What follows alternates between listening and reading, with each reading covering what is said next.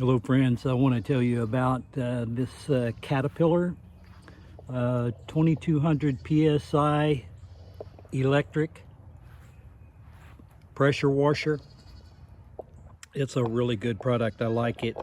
I've had it for probably 6 months now, and I just gave up on my old gasoline powered. It was so heavy, and this is so lightweight. And I'm gonna step over here and show you. Here's a water connection. Okay, just connect your water there. Here's the spray nozzle. Okay, and it connects right here. It's just a hand turn. Slips onto this. You have 4 different spray nozzles to choose from. Here's the on switch. I'll turn that on and give you a quick demonstration.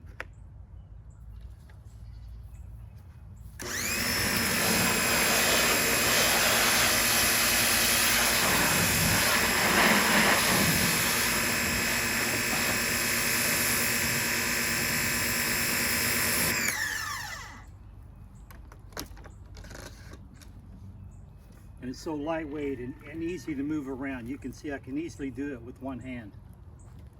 But I recommend this Caterpillar 2200 PSI.